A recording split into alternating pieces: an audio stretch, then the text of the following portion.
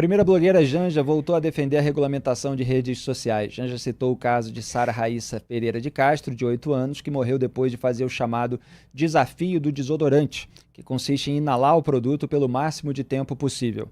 Ao comentar o episódio, a primeira blogueira afirmou que a regulamentação é um tema urgentíssimo. Vamos acompanhar, esse programa tá generoso. Ô, Vitor Martins, você tá botando vídeo da Janja na pauta do nosso programa. Deixa a gente brincar aqui com o nosso produtor que botou essa pauta aqui para mostrar como o programa é muito generoso. Falou, tô levantando a bola para vocês cortarem. Pode soltar.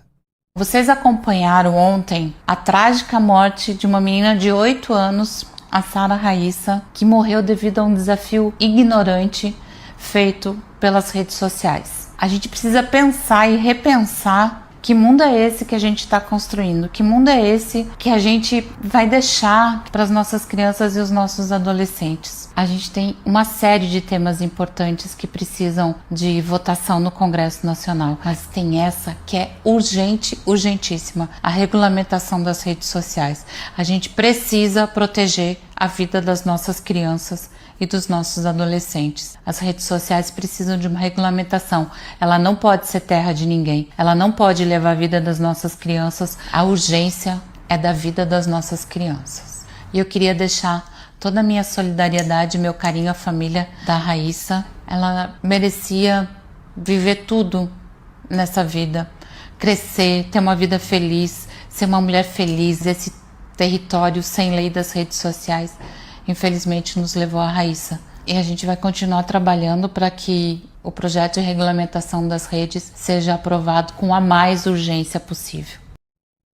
O projeto não tem nada a ver com casos assim. Esse caso é mais um que o petismo usa de pretexto para avançar uma pauta de cerceamento da liberdade de expressão nas redes sociais, porque o petismo não controla as redes sociais, ao contrário do que acontece com diversas emissoras de TV e rádio, inclusive, que recebem dinheiro de verba de publicidade, verba de publicidade federal, para veicular os anúncios, as propagandas, as campanhas do próprio governo, das empresas públicas que são controladas por indicados pelo governo. Então você tem um controle sobre a circulação das narrativas na sociedade em diversos centros disseminadores de ideia.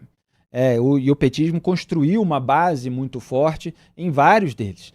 Tem aquele vídeo, inclusive, do Lula no documentário do João Moreira Salles, num avião, em que ele estava falando sobre os petistas que queriam dominar a base da Igreja Católica, mas que aquilo demorava muito e que o Lula queria chegar ao poder rápido, a base do movimento sindical, do movimento isso, daquilo. Ele estava descrevendo, na prática, a estratégia da Revolução Cultural de Antônio Gramsci, um ideólogo comunista italiano, que é a infiltração de militantes para fazer com que as pessoas pensem de acordo com o interesse do partido e depois cheguem lá na urna e votem a favor do candidato do partido. Então, quando você consegue controlar a circulação de narrativas para só circular aquilo que interessa, você consegue ficar no poder, você consegue chegar e se manter no poder.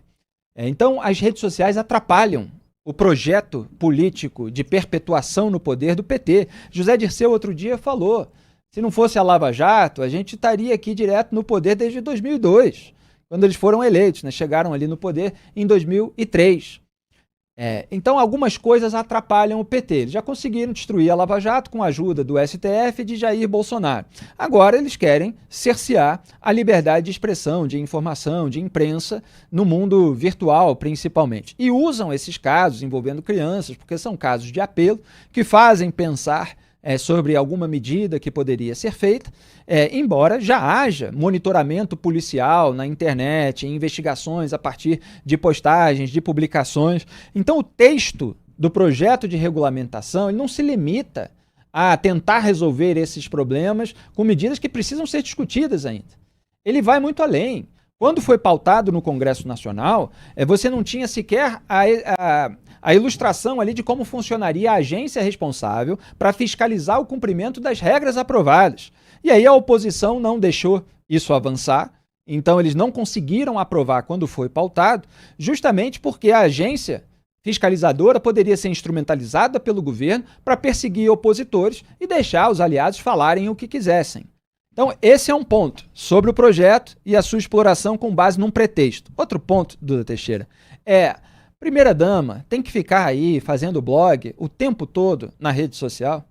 Exato, eu vi o vídeo, fiquei intrigado, né? Será que ela está falando ali do gabinete que ela tem no terceiro andar lá do Palácio do Planalto? Quantas pessoas foram envolvidas aí na gravação e edição desse videozinho, né? Quanto que elas ganham? Enfim, são perguntas que eu levantei enquanto o vídeo estava rolando. Mas isso de procurar um pretexto, tem uma turminha aí que fica procurando pretexto, né?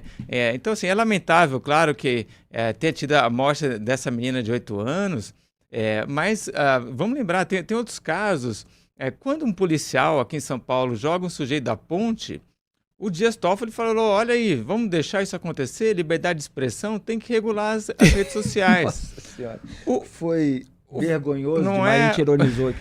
O Flávio Dino, quando tem um caso também de um rapaz que entra atirando na escola, ele falou, tem que regulamentar as redes sociais, né?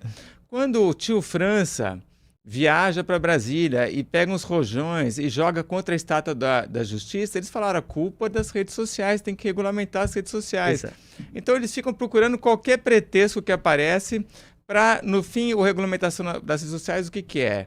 Como a gente vai derrubar a conta de quem faz jornalismo independente e critica o governo ou o STF? É isso que eles estão buscando, né? Procurando um pretexto para depois usar eles a favor deles. Exatamente, e foi uma das razões pelas quais o inquérito das fake news foi criado sem participação do Ministério Público Federal pelo Dias Toffoli, para censurar a imprensa, porque a primeira medida foi censurar a Cruzoé por uma verdade dita sobre o ministro amigo do meu pai, como a gente mostrou no programa de hoje, né? O Marcelo Odebrecht, como vocês viram ali num e-mail, ele chamava o Lula de amigo do meu pai, e o Toffoli era um amigo do Lula, amigo do Emílio Odebrecht.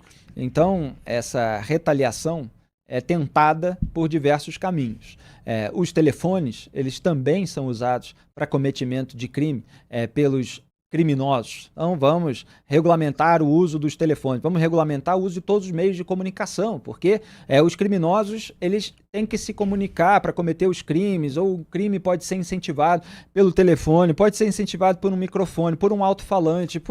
Então, assim, você tem muitas maneiras de usar esse tipo de acontecimento como pretexto para avançar a sua pauta política. As pessoas têm que ficar ligadas para as verdadeiras discussões e não para esse oportunismo rasteiro de blogueirinha.